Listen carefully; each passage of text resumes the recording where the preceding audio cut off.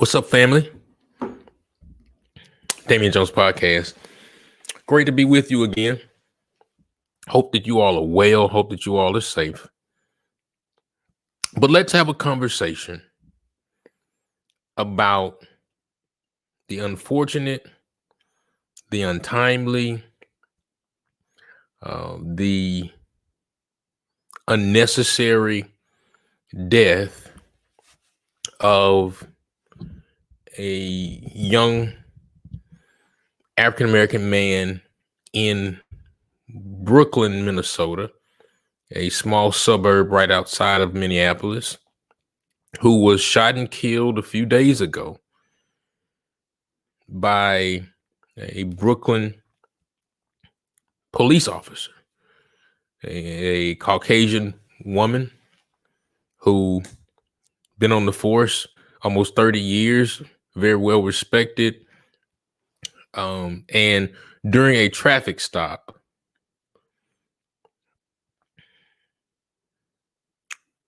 they were arresting him. They stopped him for, I think, expired tags, expired registration, and they were arresting him, and he resisted arrest and began to flee.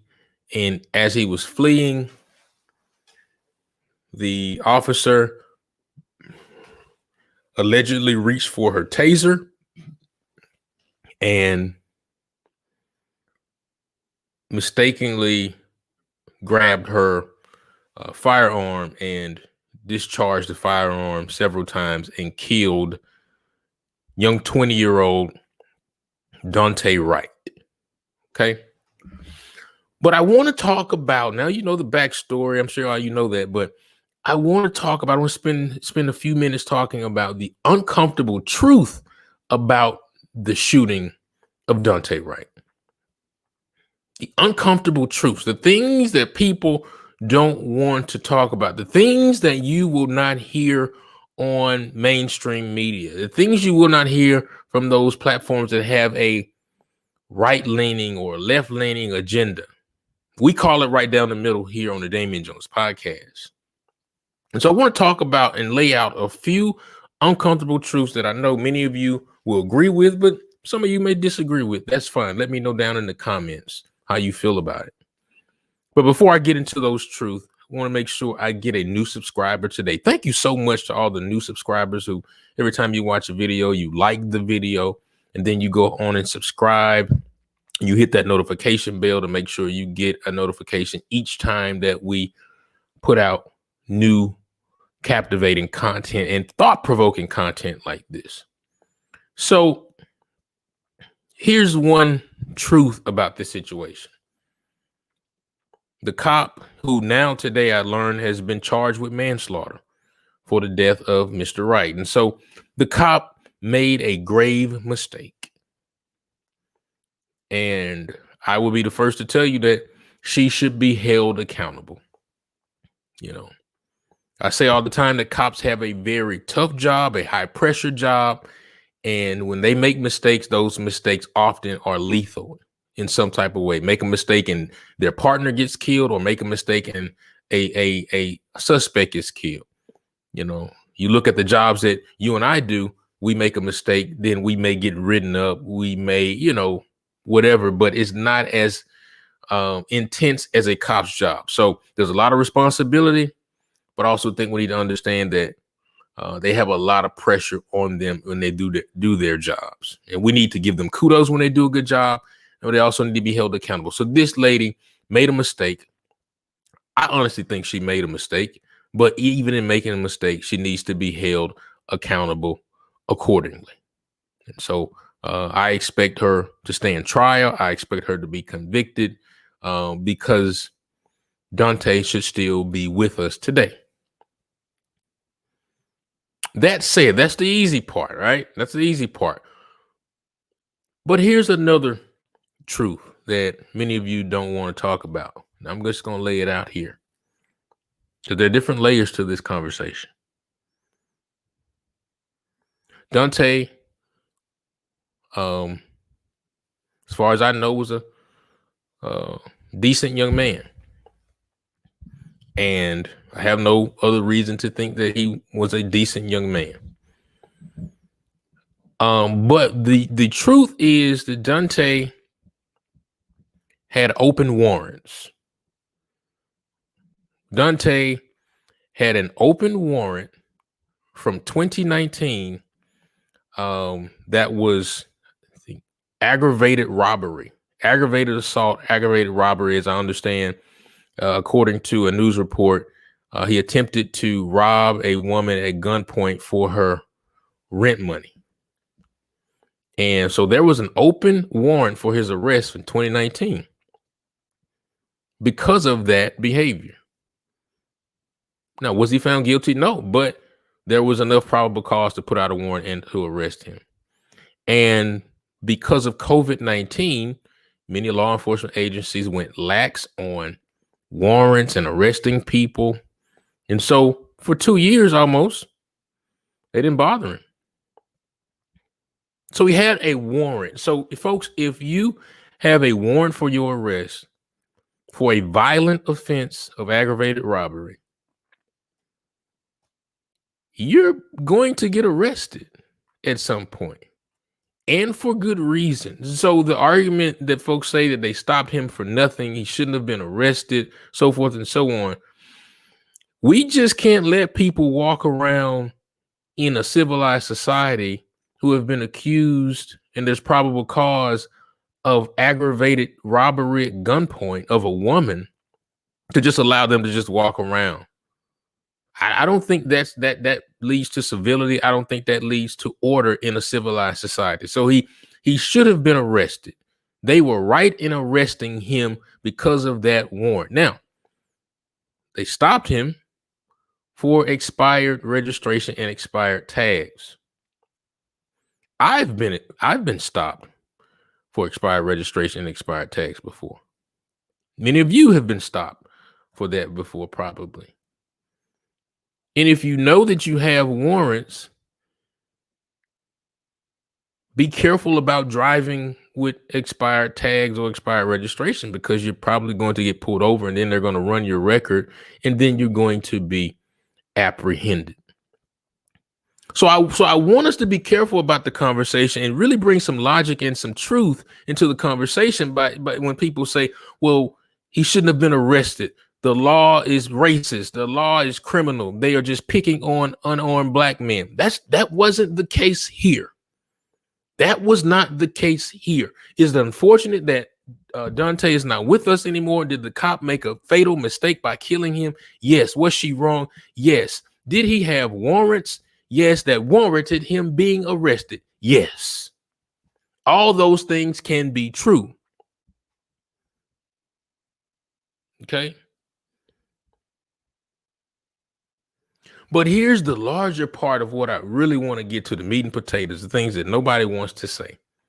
And you got to say it. Well, I'll say this. White people will say it. White people will say it, and they'll get bashed. Black folks won't say it. But I'm going to say it.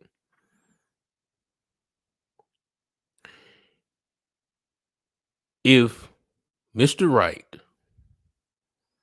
in knowing that he had a warrant, an open warrant for aggravated robbery, Mr. Wright, in knowing that he missed a court date, and so they will come arrest you for that as well. And Mr. Wright, knowing that he was behind on his payments for deferred adjudication, which I've experienced before. You got to make your monthly payments, which is a part of your conditions to stay out of jail. And Mr. Wright, knowing all those things as he's being arrested, Mr. Wright resisted arrest. We all saw the video. It was a calm, lawful interaction. I didn't see anything illegal or rough out of the way going on until he resisted. And so the question, the statement is, the uncomfortable truth is, if Mr. Wright did not resist, I would argue that Mr. Wright would still be alive today.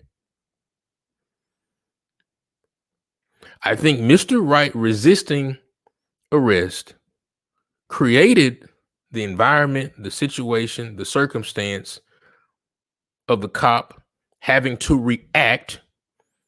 Cops are taught to neutralize the subject, neutralize the situation that was getting out of hand, and she made a mistake, and she should be held accountable for it. But had he not resisted,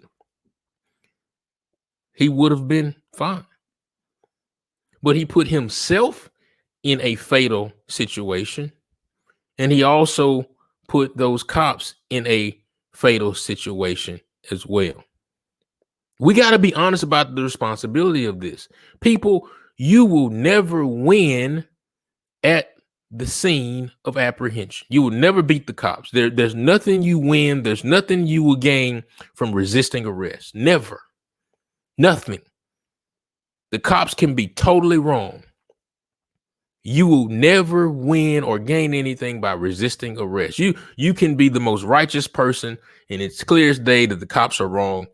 The best thing for you, be you black, blue, white, brown, what have you, especially if you're African American. Watch this. Let me say these uncomfortable words. Comply, friends. Comply. And let me say this. I'm not saying this from a place of privilege. I've had many interactions with the police. I've had police put a red dot on my forehead before. I've been racially profiled outside of the United States Capitol. I've had cops stop me when I drove a Buick, and they would stop me and search my car illegally and tear up everything in my car and leave it a mess. Right? I've had cops stop me for all kind of crap before. And so I'm not. I don't have a peachy experience with cops myself. Some of the things that Mr. Wright experienced, I have experienced. And every time I knew it was best for me to comply, to live to see another day. And if you're wronged, then you get a lawyer and you allow them to fight for your civil liberties.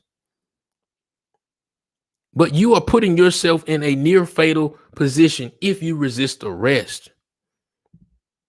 His family will get a settlement from the city, absolutely.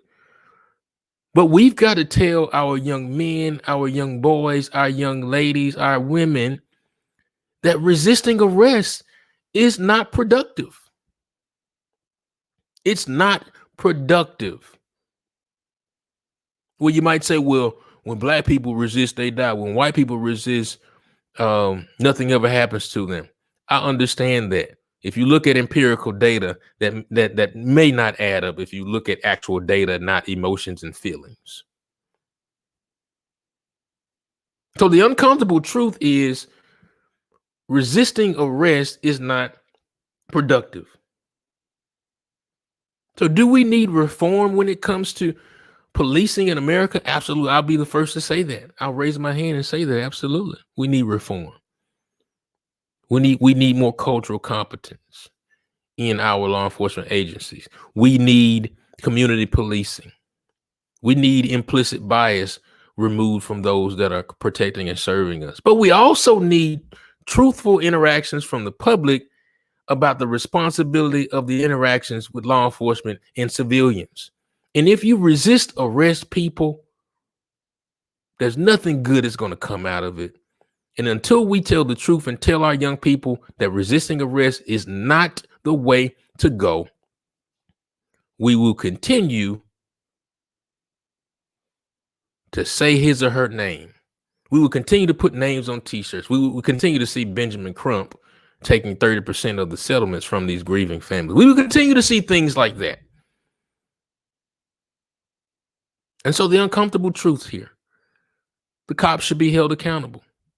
She made a mistake. She was wrong. The other truth, uncomfortable truth, is Mr. Wright had warrants and he should have been arrested. And the last truth is, had Mr. Wright not resisted, I believe he would be alive today. He'd be arrested, he'd be in jail, but he'd be alive. Nobody wants to talk about that. Tell me what you think in the comments. Is resisting the right thing to do? Are cops evil? Is Mr. Wright a martyr of this Black Lives Matter and police reform movement? Should we tell our young men and women not to resist, or should we tell them to resist when they're dealing with cops? Let me know what you think down in the comments. This is the Damien Jones Podcast.